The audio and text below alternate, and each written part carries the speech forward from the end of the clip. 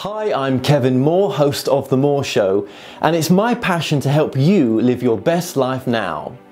You might be looking to find answers on love, connecting with your life's purpose, reuniting with a loved one on the other side, discovering your past lives, or just helping you make sense, finding your direction now.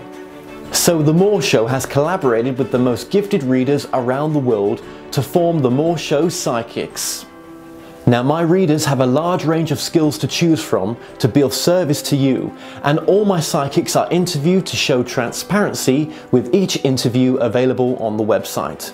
So call now, dialing the numbers on the screen to speak to my operators 24/7, or go to tmspsychics.com to choose a reader or book online. The Moore Show Psychics, helping you transform your present moment into the most loving and happiest it can be. Now, I also offer a full money back guarantee, so what have you got to lose? Empower your life now.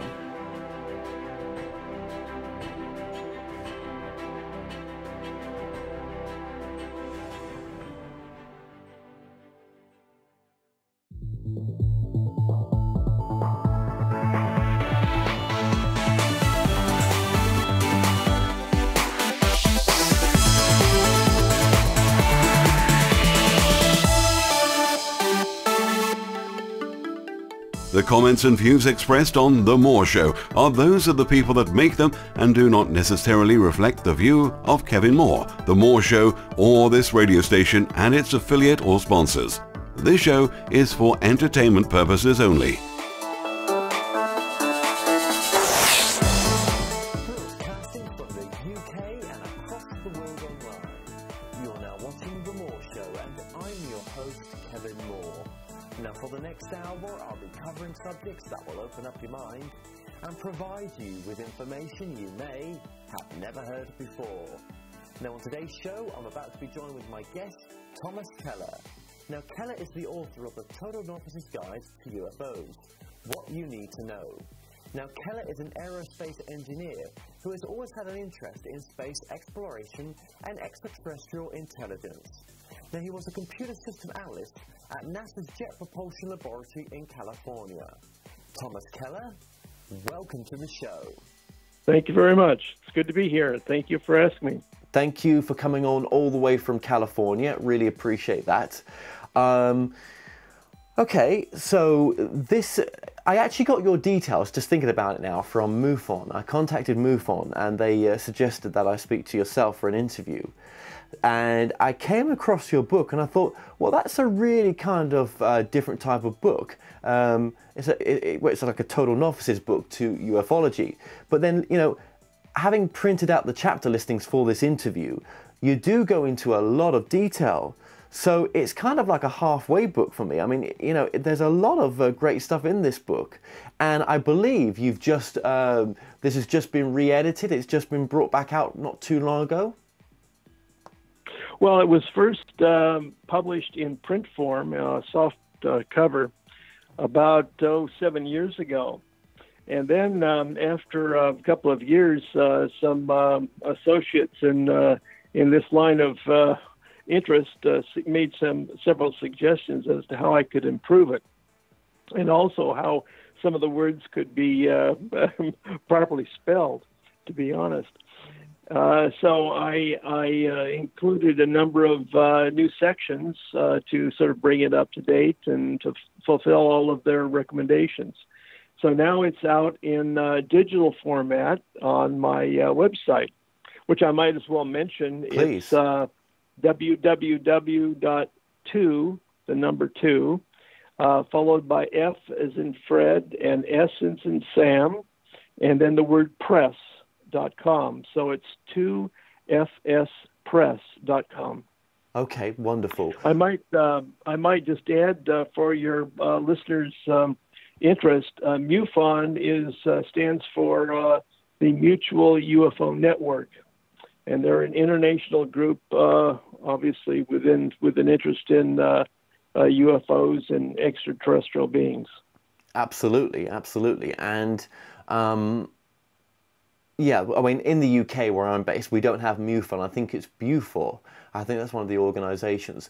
But I don't think MUFON's actually based in Europe, is it? It's just America and Canada? I believe you'll find that there are MUFON groups in Europe, actually. Oh, right. I don't know where. I think there's one in, at least one in the UK, but I'm not sure where it's located. Your listeners would have to go to the MUFON website. That's MUFON.com, and I think that you can find a listing of their various affiliates around the world. Absolutely. Well, look, your website's going to be coming up on the screen throughout this interview, and so is obviously we've got a picture of you on the screen there as well. Okay, well, look, let's get into this then, because this is so interesting, and we've got a limited time here as well, and I really appreciate you coming on. So, okay, firstly, look, what got you started in ufology? Well, I should say that I'm over 70 years old. And I first started interested in this subject when I was about 10 years of age. So that's 6 decades involved in this. And to tell you the truth, it's taken me many of those decades just to try to figure out what was going on and what wasn't going on. A friend of mine, when I was 10 years old, gave me a copy of George Adamski's Flying Saucers Have Landed. And at age 10, I had to ask myself whether this would be possible or not. And it was just one book with one author. And then I read another book called Flying Saucers from Outer Space by a former major in the U.S. Marine Corps who was a pilot, and he had a number of contacts at the Pentagon. And within that book, there were numerous witnesses, airline pilots and military pilots and people within the public who had these various sightings. And then I realized that there was more to this than just one person who had written the previous book. There were any number of witnesses. So this got me started in this, and I continued on wanting to be an aeronautical engineer and went through engineering school to be part of the aerospace industry. So this is sort of what got me started. And then later on, I've had a number of experiences of my own. I may be an author, but I'm not an armchair expert. I never call myself an expert, but the thing is, if you're interested in this, you have to go out into the field and do field research. There are a lot of people who claim to be very knowledgeable about this, but only read books and watch television. But you have to go out into the field to sort of understand and get a better feeling for this subject. And I might relate, if I may, a few experiences that I've had that may encourage our listeners to take this subject seriously. In the early 90s, Area 51, this which was formerly a secret base, Air Force base in southern Nevada, there was an individual by the name of Bob Lazar, who you may be well aware of. And in the early 90s, like 1990, 1991, he came out and explained that he had worked at a secret facility called Area 51, and he was asked by Dr. Edward Teller to join his group and study devices, let's say, craft that were supposedly either given to the U.S. government or they had been recovered from a crash. And he went on to say that he studied these for a period of a few months and read a lot of documents and came out and said that in order to protect himself, he needed to go public. And so he explained that what he had done at that time, secret base. So that, and I had a chance to meet him in Nevada, in fact, and he seemed like he was very young at the time and seemed to be quite knowledgeable and to me seemed to be very honest and believable. And then a couple of years later, a friend of mine asked me to go to a lecture at UCLA. This was in 1993. And the speaker was Ben Rich, who was the former president of Lockheed Martin Skunk Works in Palmdale, California. Well, he and I went to this briefing. There were about 150 other people there. It was basically a closed-door, invite-only situation, but there were members of the press and academia and a few military officers in uniform. And Mr. Rich came out and spoke for about a better part of an hour. And during this briefing, he would come out and say, at Lockheed Martin, if you can imagine it, Lockheed Martin has done it. And what his presentation consisted of was sort of a history of the Lockheed Corporation and Lockheed Martin over the last 50 years. Well, then he went on to progress a little bit, and then he asked the question, how are we going to go to the stars? And it was a rhetorical question, and he said, well, we're not going to go to the stars by using chemical propellants and rockets. He said very clearly that we had to come up with an entirely new technology to be able to travel to the stars. And then he said, at Lockheed Martin, we have that new technology. Now, to anybody else in the audience who were attuned to the aerospace industry, it was pretty clear what he was saying. Of course. So after a while, he continued on, and then he would repeat, if you can imagine it, Lockheed Martin has done it. So then he finally came to his last slide of the presentation. All of the other slides had been actual photographs of various Lockheed Martin aircraft. And then he came to the final slide. And the final slide was an artist's conception. And it was a drawing. It was a black and white drawing of a flying disc or a flying saucer. And then he said, who knows what Lockheed Martin will be working on next? So then everyone more or less left the room except for a few people. And I asked Mr. Rich if they had anyone at Lockheed Martin that was primarily and solely concerned with Einstein's equations.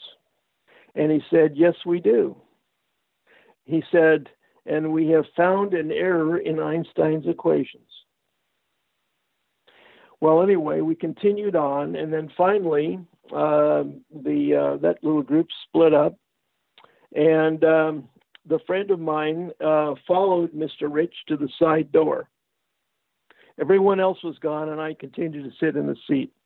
And my friend asked Mr. Rich, tell me, Mr. Rich, how do UFOs work? And Mr. Rich shot back, well, you tell me how ESP works. Well, he said, ESP, I think that's because it works because everything in the universe is connected. And then Mr. Rich said, that's how UFOs work. Now, this was a firsthand experience. And to me, he basically explained that Lockheed Martin had been working on flying disc technology and anti-gravity for decades. And I accepted that as a reality. Well, another experience was that I also happened later on, I happened to be actually living out in the Antelope Valley in California. Now, the Antelope Valley is where Lockheed Martin Skunk Works is actually located. And so is Northrop Grumman, Boeing, and a number of other aerospace companies. And my former wife was an insurance agent there, and she said, how would you like to go to listen to a briefing by somebody who works out at Edwards Air Force Base on a certain cargo plane. And I said, sure, let's go listen. So we went. And a gentleman from Edwards Air Force Base, who worked for a private aerospace company, a well-known one, gave a presentation on this particular cargo aircraft. Well, anyway, later on after the presentation, I was speaking to him alone, and I said, there are an awful lot of unusual things that I've seen in the sky, both at night and during the day. And he said, yes, there are. And he said, how'd you like to come out and go tour the cargo plane? I said, I'd love to. So we met one day. And before we went to see the cargo plane, we had breakfast. And I said, tell me, have you ever seen anything really unusual in the skies or on the ground here that would be different from normal technology? And he said, well, one thing happened to me once. I was on a cargo plane landing at Lockheed Martin Skunk Works right here in Palmdale. And he said, I had to relieve myself after the plane had landed. I had to relieve myself. And so he walked in, he tried one of the doors on the outside of the building, and it was open. He said he walked inside and looking for the men's room, and he couldn't find it. So he walked through another door, which was also open, and he couldn't find it. And so he walked in through a third door, and he found himself inside an engineering design studio. And he walked around, and he was in his orange flight suit, and he walked around and asked he said, where's the head, meaning the men's room? One of the engineers there pointed to the direction of the men's room, and suddenly he was set upon by two security guards who literally dragged him out of the design studio. And they asked him, they interrogated him. They set him down in a room and said, who are you? Why are you here? And what did you see? And he said, nothing. I didn't see anything. I'm just trying to find the men's room. Well, they detained him for some time and finally got all the information that they wanted from him. And so then they let him go. And I asked him, what did you see there? What was in the design room? And he said, I saw a bunch of engineers and designers working on designs of aircraft. And I said, well, what kind of aircraft were they? And he said, they're flying discs. They're flying saucers. And he said, I don't know what the propulsion was, but that's what they were designing, flying discs. Now, this, of course, ties right into what Ben Rich had told me earlier. And I have other similar stories of various craft that have come and gone from Lockheed Skunk Works in Palmdale. And basically, what I'm saying is that there is a secret space program that very few people know about. And I call it the Black Space Program because it's the one that's kept in the dark. And the White Space Program is the one that everyone knows about. It's a space shuttle, it's the International Space Station, and it's the Mars rovers and all of the other vehicles that are flying around that people have seen taking off in rockets. But behind the scenes, behind closed doors, in the dark, in the black, consists of a secret space program that's far more advanced than anyone suspects. Well, at least most people suspect. Yeah. And Lockheed Martin and Boeing have been working on these designs and technologies for decades.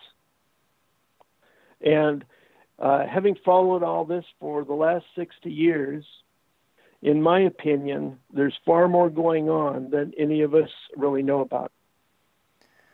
It does seem to be that way, doesn't it? It does seem to be that way. There's a lot of, with some of the there's a lot of whistleblowers come forward nowadays. There's YouTube channels dedicated to whistleblowers. Do you believe all the whistleblowers that come forward, or what makes a credible whistleblower to yourself? Is it really just going with gut feeling in one way? Well, I think a lot of it has to do with what you say, gut feeling. I can't accept everything that I hear because some of them are very bizarre stories. Yes. You'll have there's a gentleman by the name of Dr. Michael Salla. Maybe you've heard of him. Yes, he's been on the show. Very good. Okay, well that's great. He is basically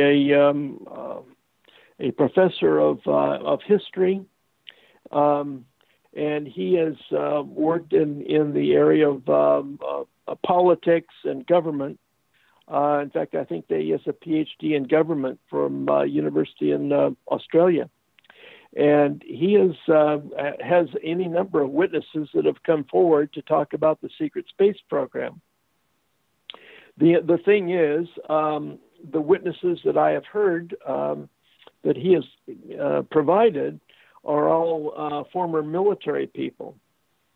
And each of them acknowledges that they went through a mind control program at one time or another.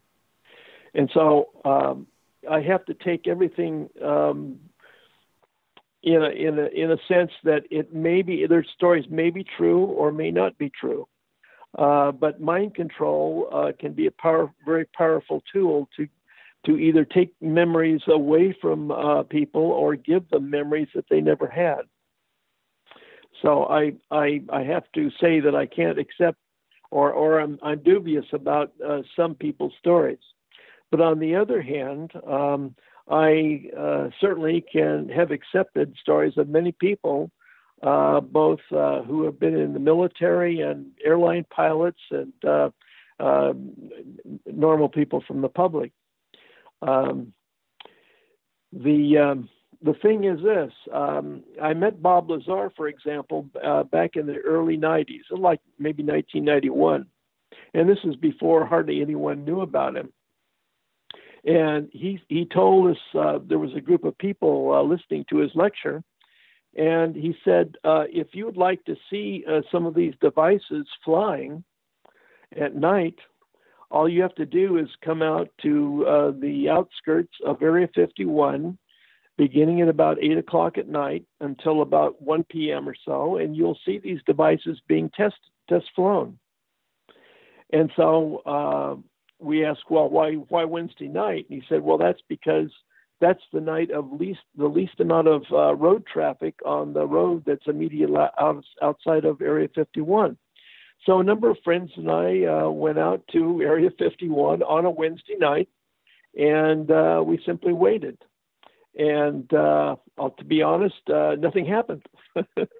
So we tried it again and again and again. And then, finally we did see on a Wednesday night at about 8 o'clock, one of these devices slowly lifting off behind what is called Papoose Mountain. And they had a very reddish-orange, bright reddish-orange color to them. They'd go up, they'd go left very slowly, right very slowly. They would proceed in sort of a jagged flight path. They weren't normal airplanes, I can assure you. And then they'd go back down below the mountain line, the top of the mountain. And we've seen these any number of times at night. Well, the thing about nighttime observations is you can't really tell what it might be or what it might not be. It could be an aircraft simply landing at the Area 51 runway. But anyway, we've seen these any number of times, and I've heard other anecdotal stories about what other people have seen. But one time I went out there with I had a VW camper, and with this friend of mine, I went out on a Wednesday night in all around 1993 or thereabouts, and nothing happened that Wednesday night.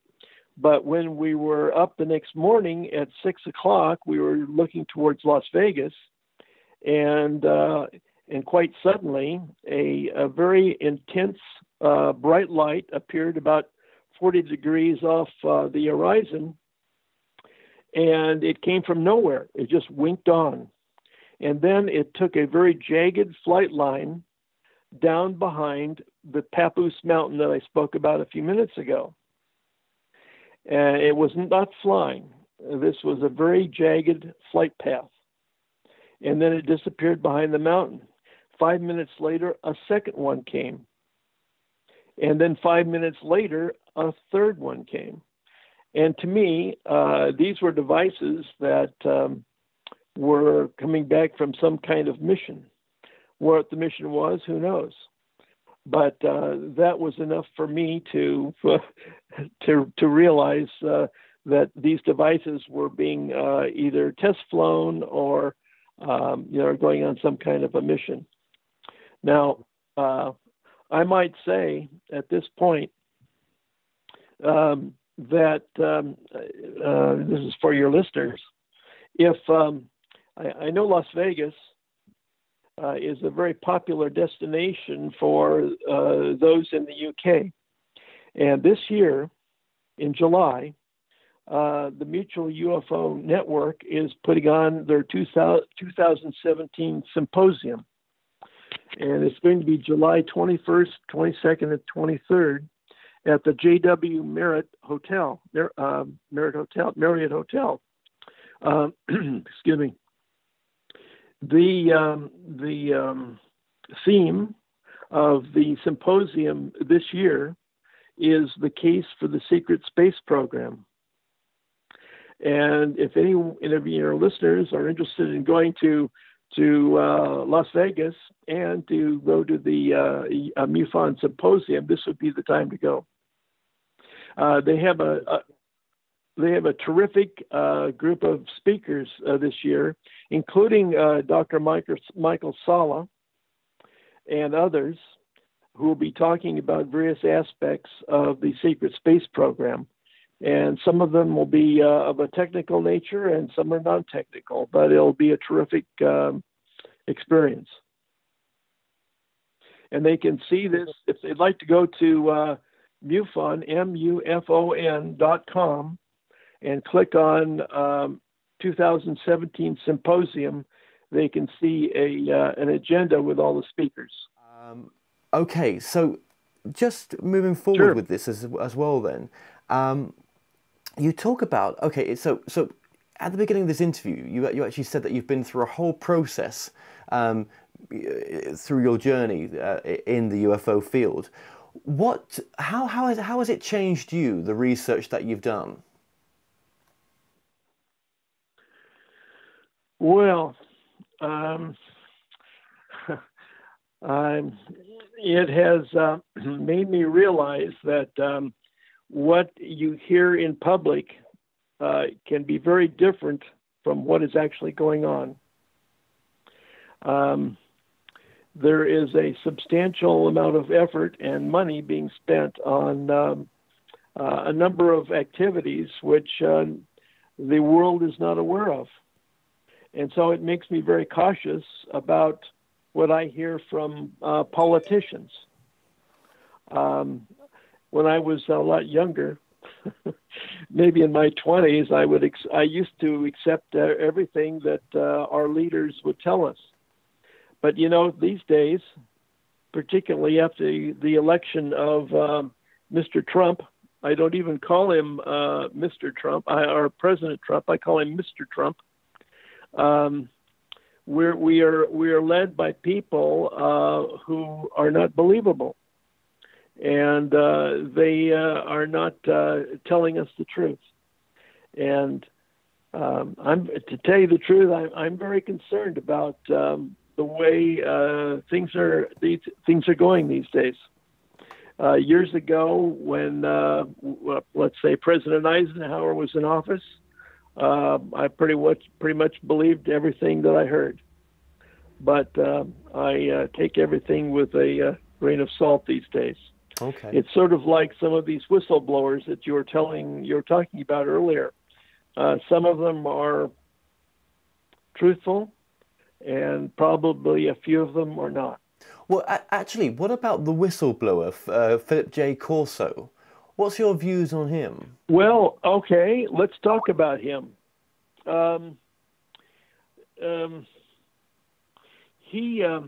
what we're doing is we're talking about Colonel Philip J. Corso. Yes. Who was a military officer during World War II in Italy. And he did very well in the service. And later on in his career in the 50s, he was assigned to a base in Kansas, I think it was, Fort Riley. And this was actually this was a little bit earlier than that, and literally in 1947.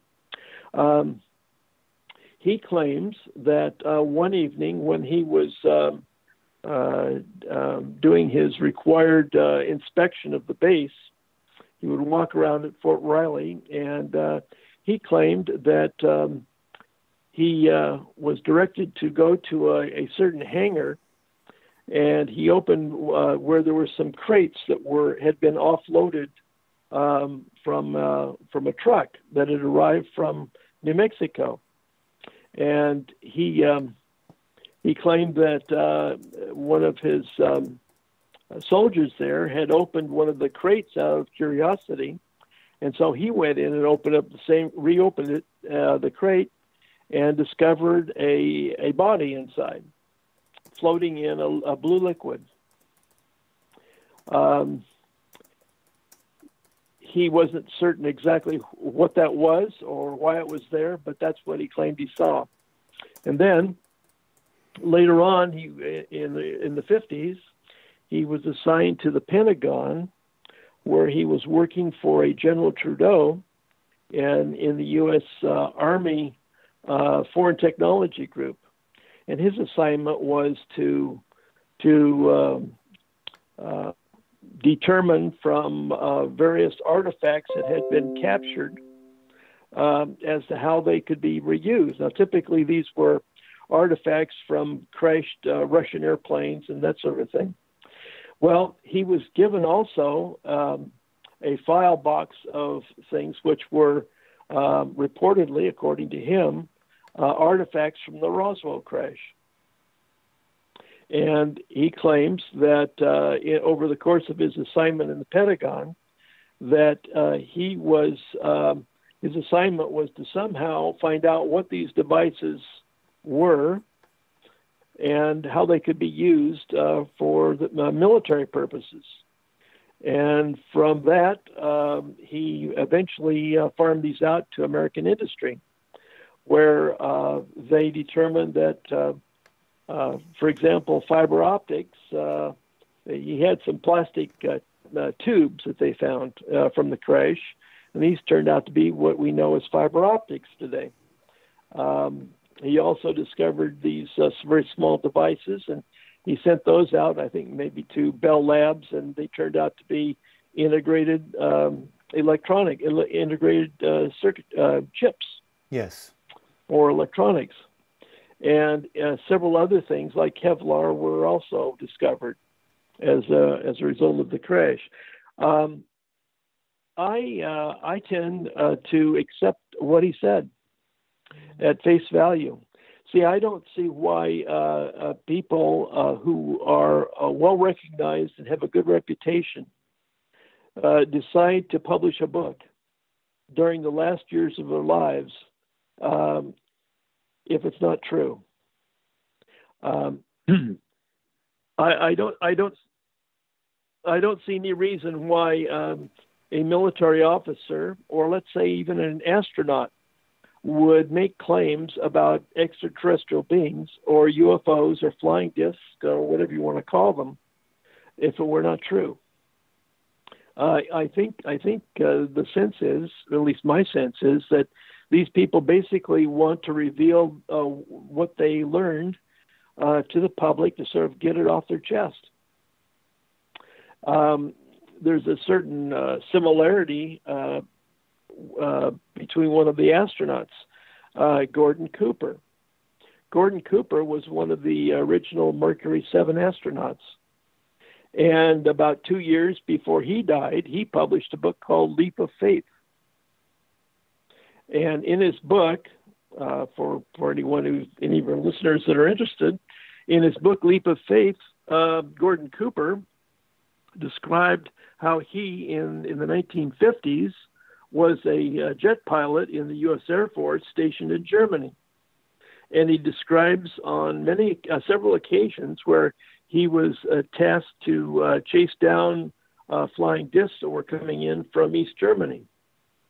And so he has these descriptions of how he would be set up, and he would start towards these flying discs that were basically flying in formation, and he would gradually gain on them and get closer and closer. And then as soon as he got within a certain range, they would just take off and disappear. He had another incident where he was in charge of a film crew at Edwards Air Force Base in California. And while they were filming, they had both a film crew and a still photographer. And during the filming of an exercise, a test, there was a flying disc that landed in front of them, and it was recorded in still photographs and on film. And according to what Cooper said, he sent all of these film recordings to the Pentagon, and never heard about it after that. So I would say, for the same reason that as Corso published his book a couple of years before he died, this is the same thing that Gordon Cooper did. And he's certainly a well-known astronaut. And so I have to ask, why would Gordon Cooper make up a crazy story like that if it weren't true? Well, exactly. And These are some of the things. Yeah, go ahead. No, go ahead. Finish what you're saying.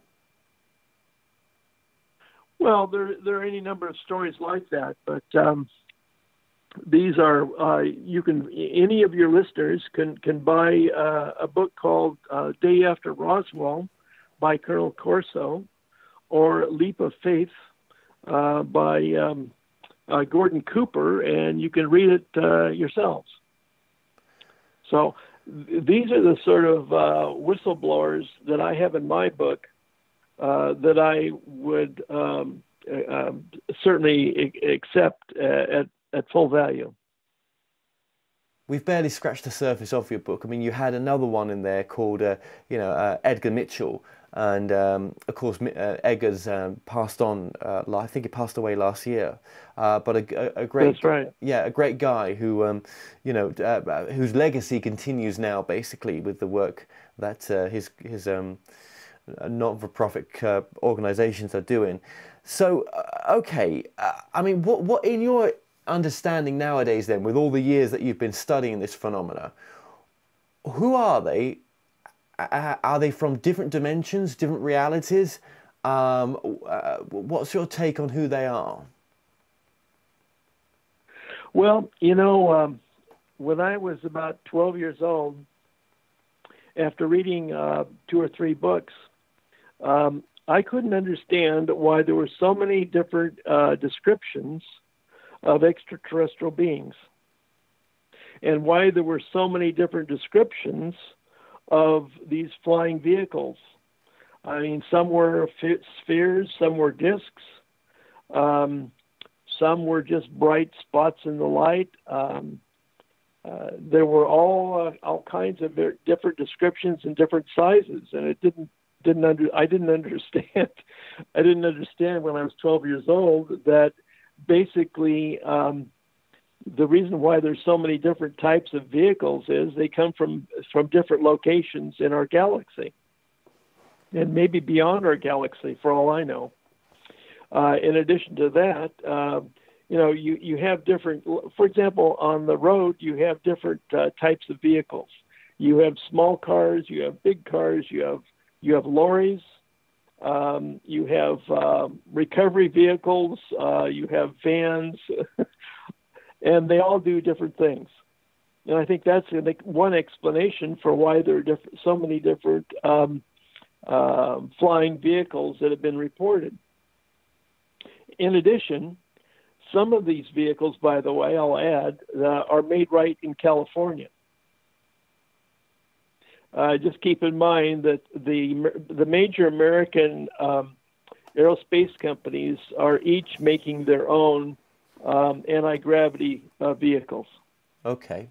So that has to be kept in mind too.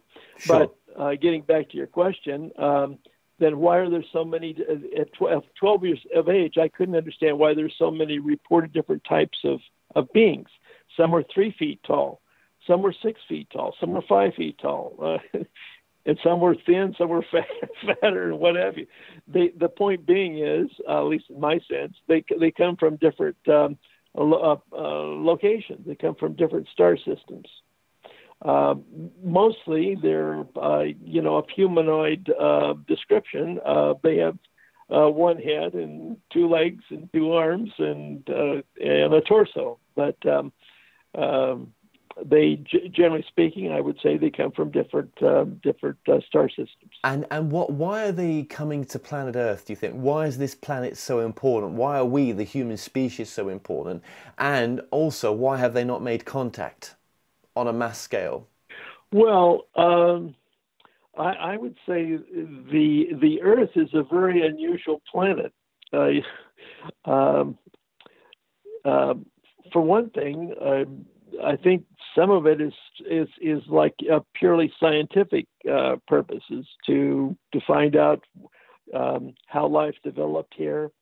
They want to study the flora and the fauna and the intelligent life. So that'd be the scientific point of view. Another reason, another group of people or beings, let's say, would want to have, let's say, a base here or bases here on this planet for their own purposes. So I would say that would be one reason. And I know this may sound silly, but some people believe that they're here as tourists. There's a chapter in my book with 10 reasons why these beings would come to Earth. And the 10th one was for reasons which are inconceivable to us. So, other reasons might be, there's some kind of a material, or metals, or other elements, organic materials, or whatever that is of importance to them. Right. What about a spiritual reason? Do you think there's anything sort of metaphysical, spiritual about their reason to come here? Is there some sort of deeper connection soul-wise that they've got with us? Are they more spiritually advanced than us, do you think? Well, some people, I've heard lots of different theories about this. Some people wonder maybe they're studying us because they don't have a soul and that we do. I tend to think that, yes, I think there is a spiritual aspect to some of it. But beyond that, it's hard to know. So they could be coming here for a reason that we've not even considered yet, or we have considered yet we've not really grasped. I think so. Yeah. Yeah. These they're intelligent beings, obviously. Otherwise, they wouldn't be here. But they may have a reason to be here for something, for a reason that we have no comprehension of. Yes. I'm just looking, trying to cover all of the various reasons why they might be here. But I would say that one of them is. I think one of them might be because of pure altruism. They may be here to actually help us. I'm not saying they're all here for that purpose, but some have been described as have an interest in that. Well, it could be. There could be there are some people who believe that they're here to set up colonies, establish bases and begin colonization. So there are all kinds of reasons. I'm just mentioning a few. What do you believe is the reason? I think probably all of the above. Okay. All right. Well, that answers that. Yeah. Well, yeah. And you could be. I mean, you've been doing this for a lot longer than myself, and there could be some truth in that, most definitely. But do you think, when you look at the MJ12 or the Majestic 12 documents, do you think we have made contact, and that there are senior positions in world governments that are aware of the contact that's been made through different countries? Well, when MJ12 was first established back in 47 or 48 by President Truman, the 12 members were all Americans and all men, I might add. There is one UFO researcher who's deceased now, but he claimed he knew who the current MJ12 members were, and one of them was a woman, and two were from the UK. My sense is that yes, you're right. There are a number of different governments involved. I could mention a few today. Most people believe that the UK, Canada, France, Britain, the BRICS countries, and China are among the governments that are aware of this and are participating. Oh, I should add Australia too. But there's a lot of speculation along these lines. But I would say that along those lines, probably Michael Salla has it right. It's a multinational effort that's been going on for some time. Yes. Well, what change would it make to the world or to people's day-to-day life when they're just struggling just to exist sometimes, or they're struggling with depression, or they're struggling with whatever, issues that they've got? What difference would it make in an average person's life that there is a greater reality out there, that there are beings interacting with this planet? Mm. Well, what difference would it make to their lives? Okay. I would say it would make a major difference to most people's lives. In Africa and the Middle East, there are very poor areas. I'm thinking like Sudan, for example, or sub-Saharan Africa, where even getting water from the river or from a well to their home is very difficult. And it's a matter of hauling in cans or on burros or whatever. And the thing is this, that there are technologies that are part of this, that are known how they operate, and they if they were made available to the masses of this planet, you'd have virtually free energy, and every little village, let's say in Africa, could have their own electrical generating facility, whereby they could run pumps and pump water to wherever it had to be pumped instead of being hand carried, and they'd have electrical lighting. And I would say that would be certainly a major improvement to their standard of living. And along with that would come many of the other conveniences that most of us have been accepting as granted. But in that part of the world, just living is difficult enough. Existing, I should say. Yeah. So part of this whole secret space program is that they have these devices that run on what's called zero-point energy, and this could be made available at low cost to any a village, let's say, in Africa or wherever, and they could generate their own electricity, and they'd have pumped water and a better sanitation, and that would certainly make a major difference to them.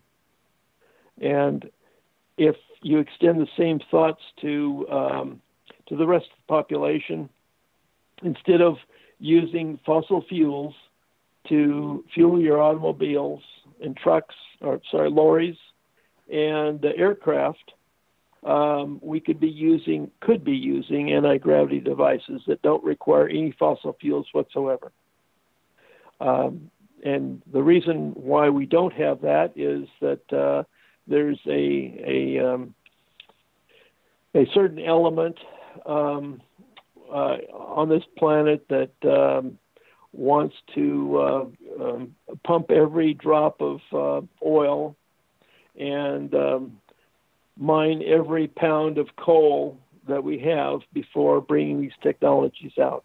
Yeah, yeah. It's a sad state of affairs, but that's the way I see it. Too much money is invested in the infrastructure, in the existing energy infrastructure in the world for them to just walk away from it. Yeah, yeah. I suppose there's no real, I mean, just going back to what we were talking about before in the sense of disclosure, I mean, maybe people have come on this show to say that, by us doing this show and you going on to different types of shows like mine and, just all the people in this field, we are the disclosure in a sense. But really that, until we raise our consciousness as a whole planet, until we raise our vibration, our consciousness, and the way we treat each other, no intelligent spiritual species that are out there are going to interact with us on a mass scale, because maybe it takes away our free will if they did such a thing. And just look at religions and stuff, how they would maybe react to the idea that there is something greater in God's creation than just humankind, and I guess those in power are scared of that as well. I know that's a whole bag of questions there, but yeah. Well, I think this is part of it too. The idea that there are other beings, intelligent beings in other star systems, in other parts of the galaxy, and other galaxies might be, let's say, offensive to some religions. And some people, I suppose, would be very shocked, the ones who are, let's say, more involved in religion than maybe I am. But I think, for example, I think the Roman Catholic Church, though, has in recent years made some positive steps along these lines. They've acknowledged that there are intelligent beings in other star systems. So I think that's a positive thing. Whereas, of course, in their earlier history, that would be blasphemous.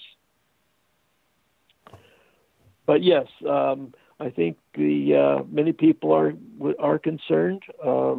Those in leadership positions, what might happen from a religious point of view? What would be the reaction of various religions around the world, and the people who subscribe to them? Yeah, yeah, and there is that theory as well. Or there's been people that do interviews based on this, where they say that they, that some of these beings are actually from the future. They're ourselves from the future. Mm-hmm. Yes.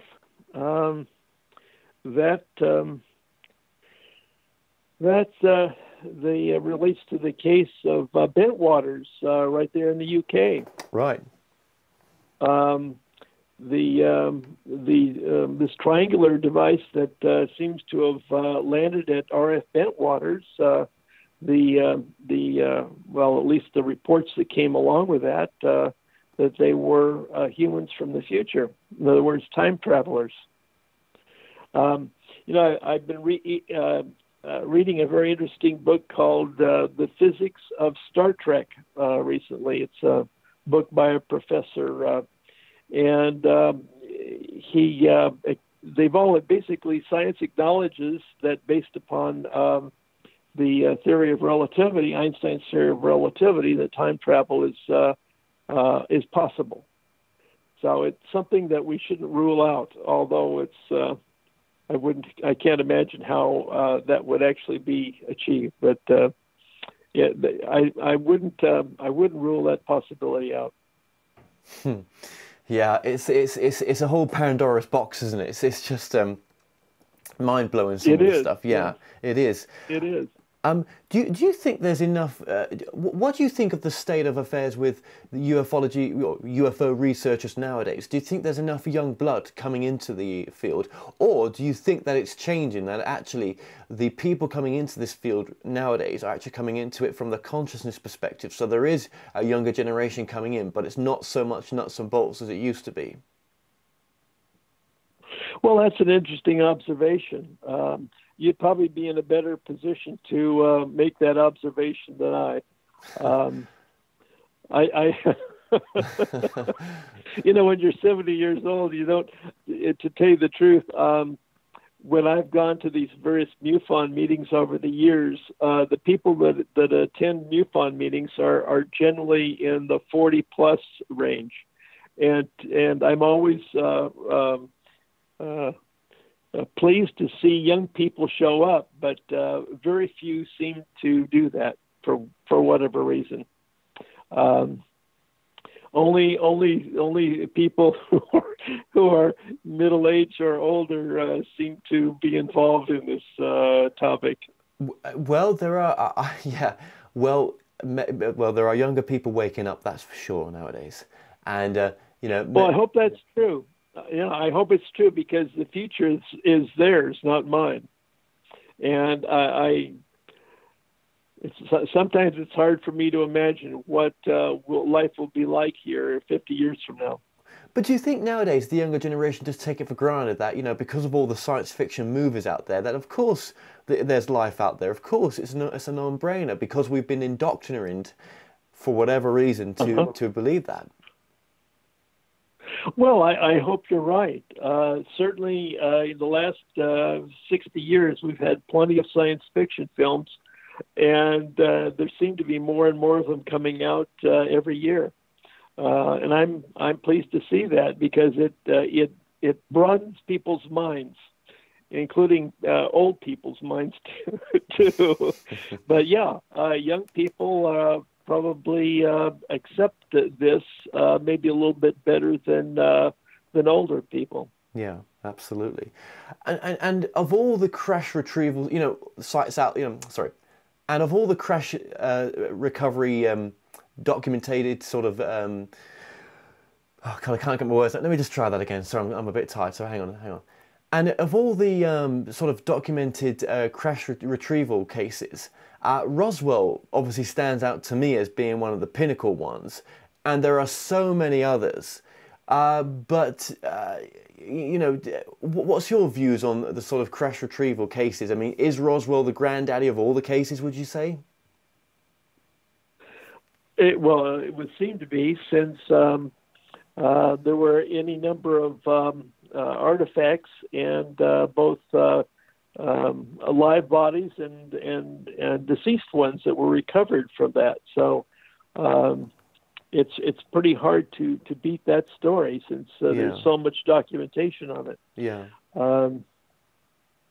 I can't think of any that would even come close to that. No.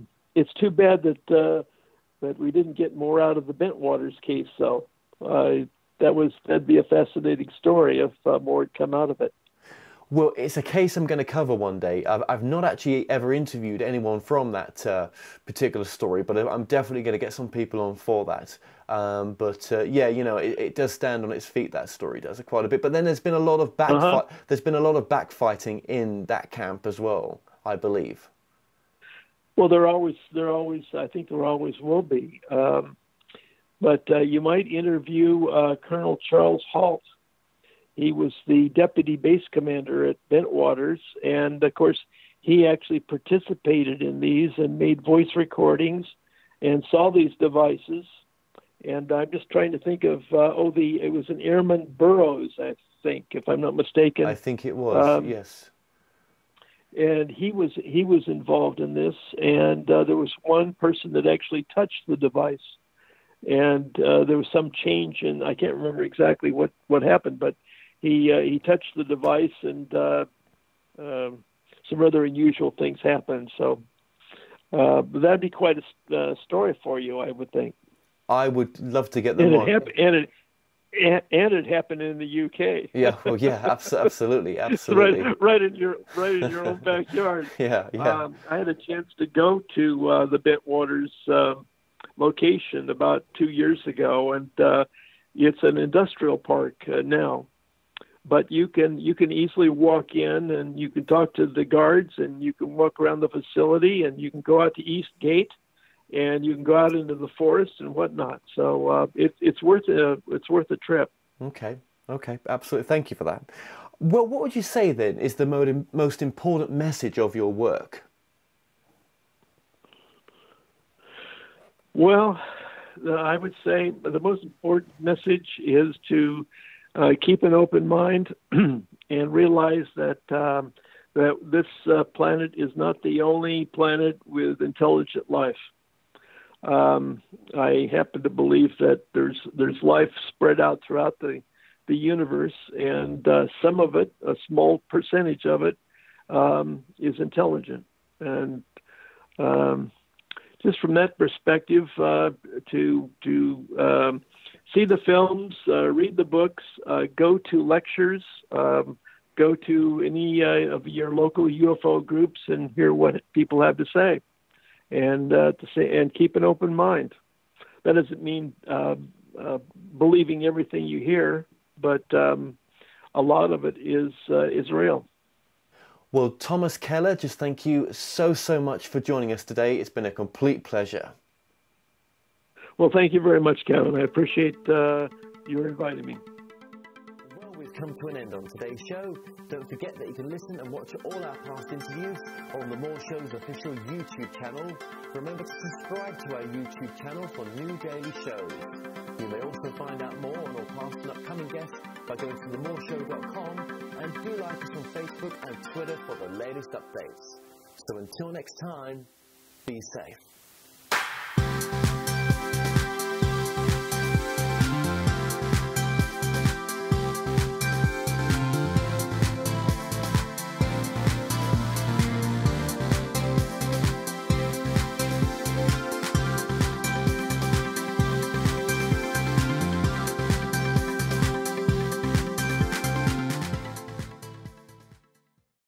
Hi, I'm Kevin Moore, host of The Moore Show, and it's my passion to help you live your best life now.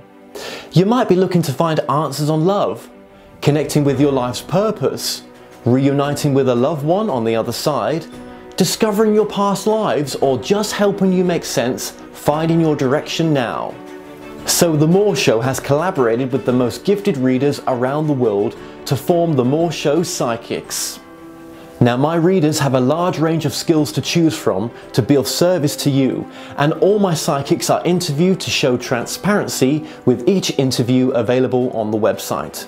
So call now, dialing the numbers on the screen to speak to my operators 24/7, or go to tmspsychics.com to choose a reader or book online. The Moore Show Psychics, helping you transform your present moment into the most loving and happiest it can be. Now, I also offer a full money back guarantee, so what have you got to lose? Empower your life now.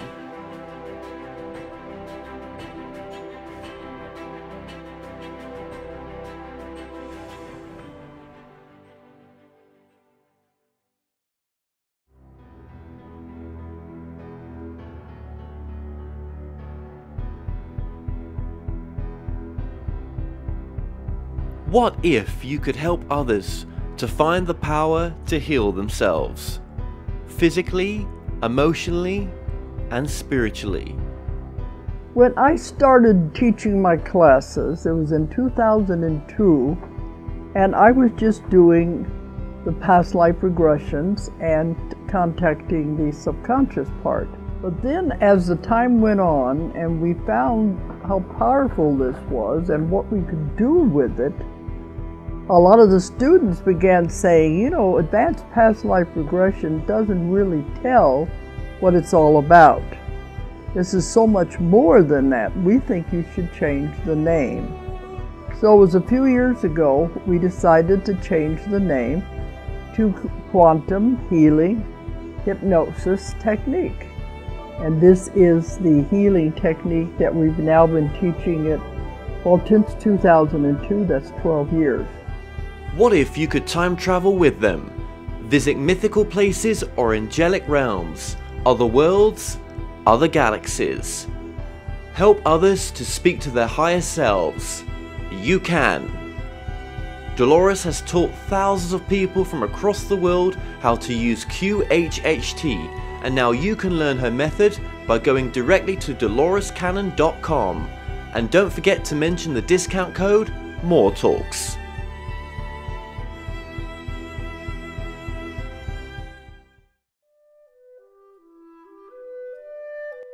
Established over 100 years ago, Watkins Books is one of the world's oldest and leading independent bookshops specializing in esoterica.